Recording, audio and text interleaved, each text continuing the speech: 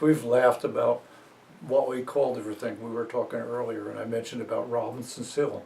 90% of people in Chester don't know what Robinson's Hill is, but Robinson's Hill, the brick house that's about halfway up the hill, used to be Robinson's farm, and that was where he lived.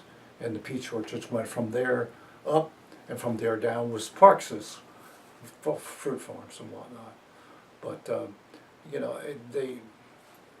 they just don't think about it, and those names, but we think about it and whatnot.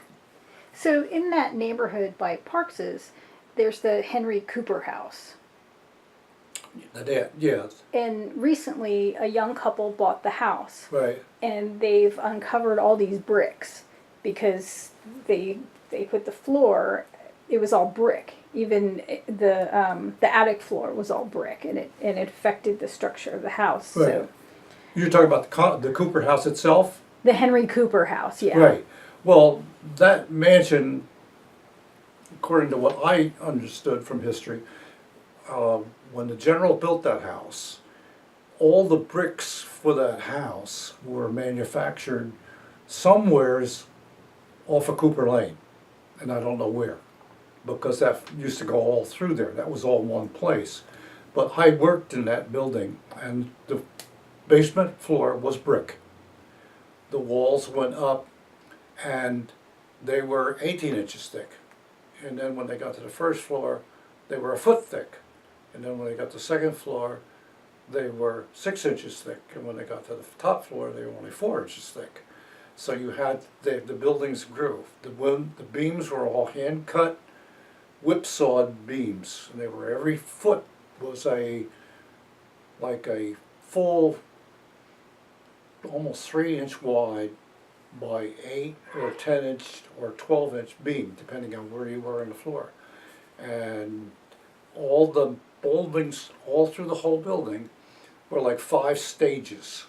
They were all interlocked pieces that made up, so that they were about a foot high by the time they were done.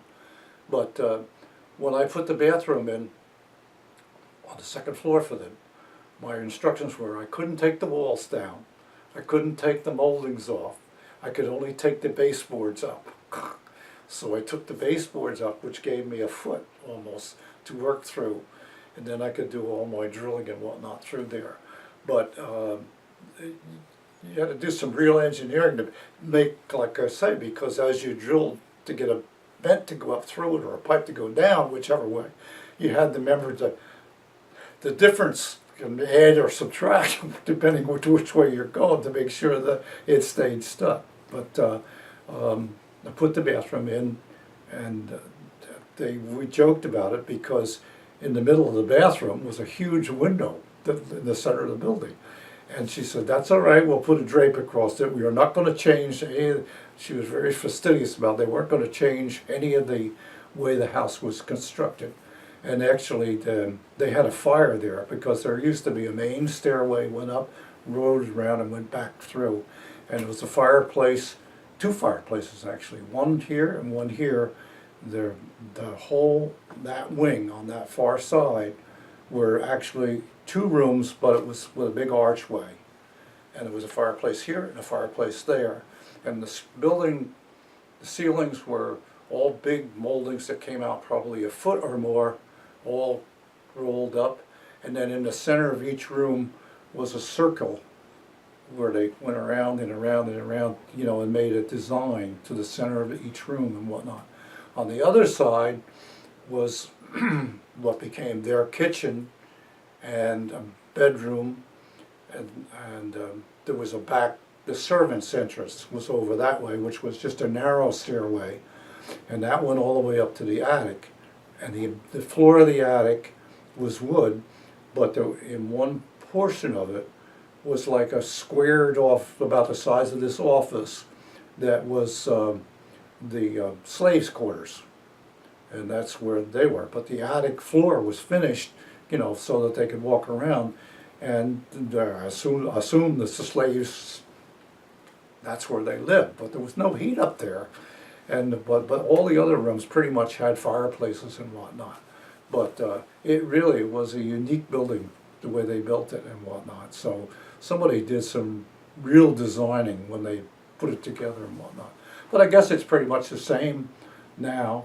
You showed me one picture of it when it was really fancied up, when the Coopers themselves were in there.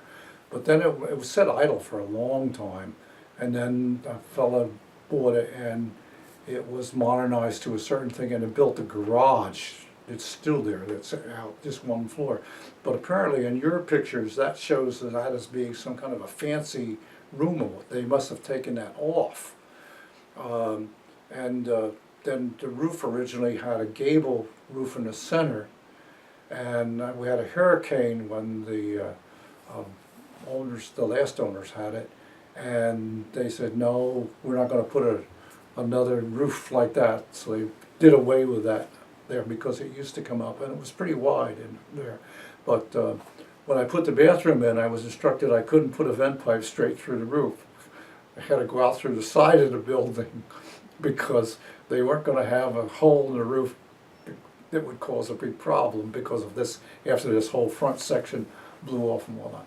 But a lot of the house, a lot of the fancy moldings and whatnot, I think, were destroyed when they did have a fire. It didn't ruin the house completely, but it did do damage throughout there when it caused fire. But she, when she first owned that building, she used to seed the grass, because she found out that the grass that was growing on the front lawn, which isn't that way anymore, but was the original grass seed that the Coopers had used there. And she used to grow this kind of grass seed and whatnot. So it was really something else. But no, that has a history. And then the Cooper son used to live down the road, almost opposite Cliffwood Road. And it was just a little house, wasn't much bigger than twice the size this room. And he, his wife, and one child lived there. But he, as I remember, wasn't, somewhere along the line, the mentality really dropped down, and he was just sort of a person, but didn't do anything, you know. Where I assume there was probably still money, because at that point in time, the Cooper estate ran both directions a long ways and whatnot.